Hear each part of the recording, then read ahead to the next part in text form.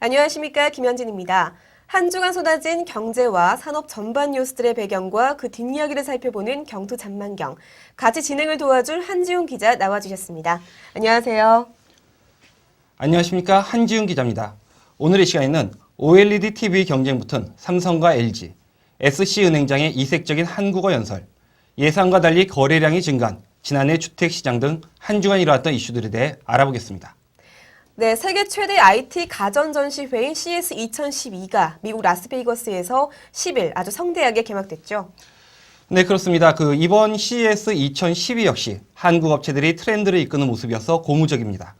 이번 CES에서는 이제 삼성전자와 LG전자가 참가 업체 중 가장 큰 부스 규모를 마련해 이제 각종 제품을 전시를 했는데요. 이번에는 OLED TV를 양사가 경쟁적으로 선보여서 큰 관심을 받고 있습니다. 네, OLED TV. 사실 좀 이 단어가 좀 많이 생소한데요. 소개해 주시죠. OLED는 이제 현재 스마트폰에서는 많이 사용되고 있는 디스플레이인데요. 별도의 광원이 필요한 LCD와 달리 이제 자체 발광하는 원리를 가지고 있어서 더 선명하고 제품 두께도 크게 줄일 수 있다는 장점이 있습니다. 그렇지만 이제 삼성전자와 LG전자 사용하는 이제 방식은 좀 다른데요. 삼성전자는 이제 삼원색인 적색, 녹색, 청색이 각각 발광하는 RGB OLED고요.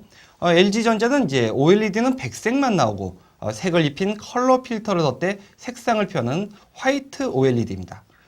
두 방식을 놓고 볼 때 이제 기술적으로는 이제 삼성전자의 RGB OLED 방식이 뛰어나고 가격이나 이제 양산에 유리한 것은 LG전자의 화이트 OLED 방식이라고 보면 될 것 같습니다.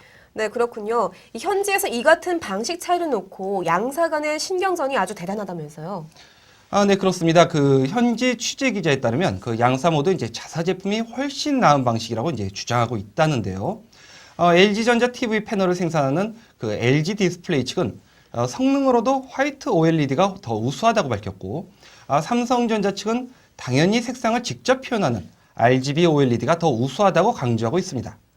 과거 이제 3D TV에서 삼성전자의 셔터글라스 방식이냐, LG전자의 편광 방식이냐와 같은 경쟁이 아무래도 이제 재현될 것 같은데요.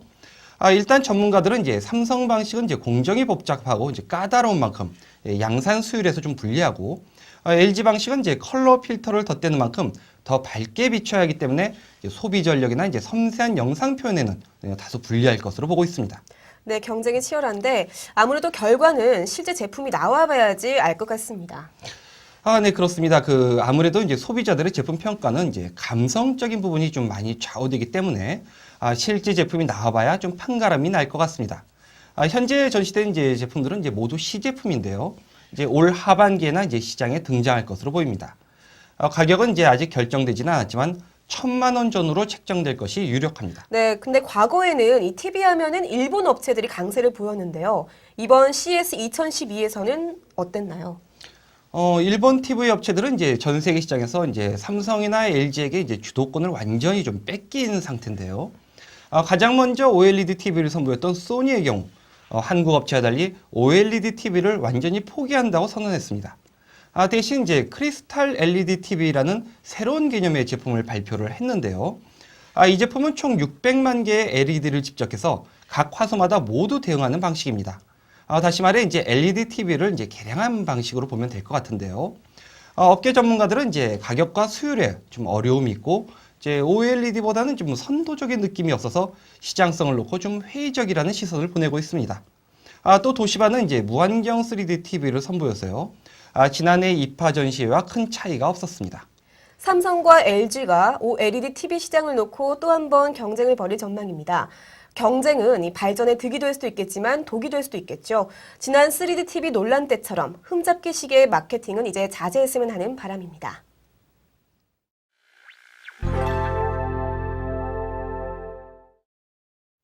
SC제일은행이 행명 변경 선포식을 갖고 은행명을 스탠다드 차타드 은행으로 바꿨죠.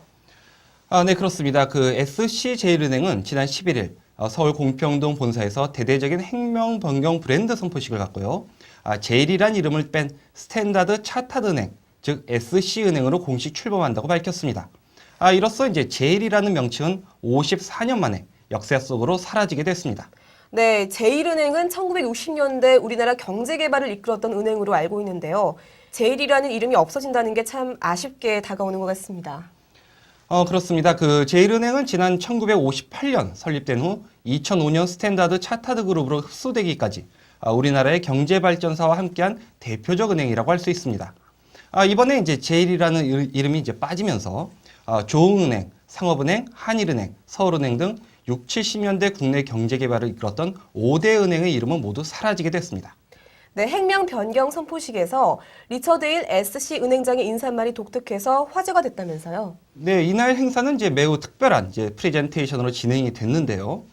힐 은행장은 15분간 진행된 연설을 모두 우리나라 말로 해서 언론의 눈길을 끌었습니다.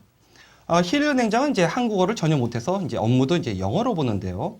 현장에 있었던 기자들은 이제 장시간의 인사말을 자기 나라 말로도 외우기가 힘들 텐데 대본 한번 보지 않고 유창한 한국말로 했다며 혀를 내둘렀다는 후문입니다. 네, 새로 출범하는 은행의 은행장답게 그 정성과 열정이 정말 대단한 것 같습니다. 또 평소 언론과의 접촉을 잘 하지 않는다고 하던데요. 힐 은행장이 이날 기자들과 일일이 만나서 또 얘기를 나눴다고 하죠. 네, 그렇습니다. 그 이날 힐 은행장은 그 스탠다드 차타드의 150년 전통을 바탕으로 이제 한국의 글로벌 은행으로 거듭날 것이라고 이제 거듭 강조를 했습니다. 특히 이제 시각 장애인을 이제 행원으로 선발한 등 이제 사회 공헌 활동을 더욱 늘려나가겠다고 이렇게 말을 했는데요. 영국의 본사를 둔 이제 스탠다드 차타드 은행은 시각 장애인을 지원하는 Seeing is Believing 프로그램을 통해 그동안 270만 번의 시력 관련 수술을 지원하고 5만 8천여 명의 보건복지사들을 교육한 바가 있습니다. 또 이와 더불어서 이제 대출은 1시간 내로 처리될 수 있도록 하고 주택 관련 대출도 하루를 넘기지 않겠다고 말하는 등 이제 고객 편의를 중심한 은행을 만들 것을 약속을 했습니다. 네, 한 세대를 풍미한 우리나라의 은행이 또다시 이름을 바꾸게 됐습니다. 아쉬운 점도 참 많은데요. 새롭게 출범하는 만큼 초심을 그대로 갖고 한국에서 잘 실천하는 모습을 보였으면 합니다.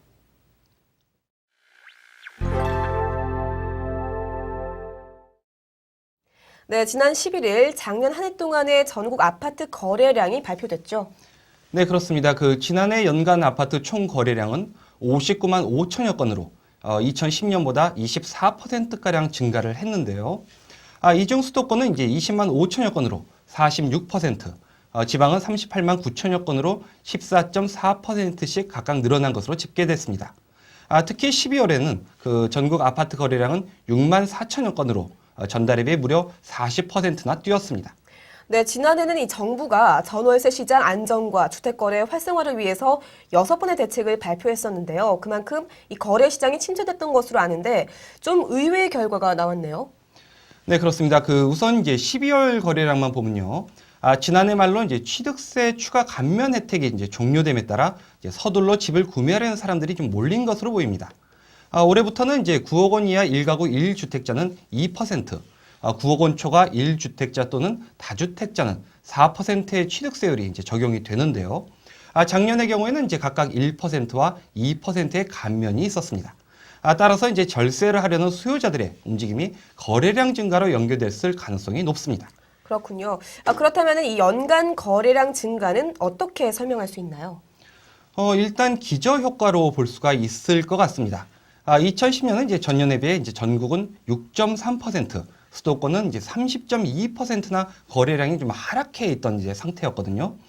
즉 이제 금융위기가 닥친 2008년만큼 아니지만 2010년도에도 이미 거래량이 빠질 만큼 빠진 상황이었습니다.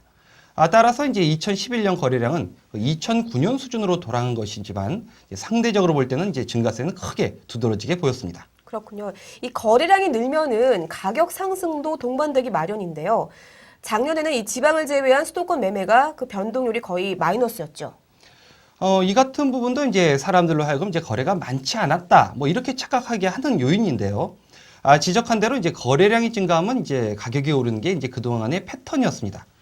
작년의 경우는 이제 거래량은 늘었지만 이제 아파트 매매가는 이제 보합 또는 이제 하락세를 보여서 거래 시장이 좀 침체된 거 아니냐, 뭐 이런 착시 현상을 일으킨 것으로 해석됩니다. 네, 수치로는 증명이 되고 있지만 실제 시장에서는 거래가 그렇게 활발하게 이루어지고 있다 이런 분위기는 사실 못 느끼겠던데 어찌 된 건가요? 앞서 말한 대로 이제 매매가에 큰 변동이 없어서 이런 느낌을 받게 되는데요. 사실 지난해 거래의 상당수가 이제 저렴한 급매물 중소형의 아파트 위주로 이제 계약이 이루어졌습니다.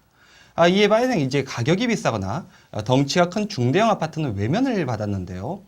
2011년 강남 3구 거래량은 전년 대비 거래 건수가 크게 줄어든 2010년보다 200건이나 줄어든 9,985건에 불과했습니다. 문제는 이제 바로 여기에 있는데요.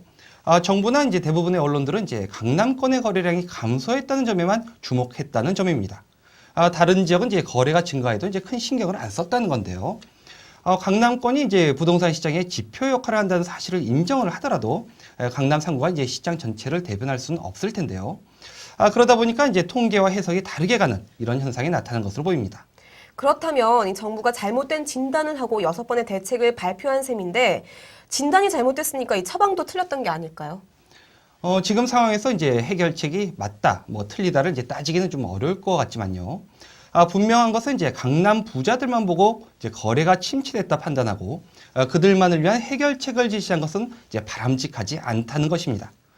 일부 전문가들조차 이제 정부가 지난 2005년에서 2006년 부동산 경기 과열 시기와 비교해서 가격이 빠졌다, 거래가 침체됐다 얘기를 하는데 기준 자체가 잘못됐다고 지적하고 있습니다.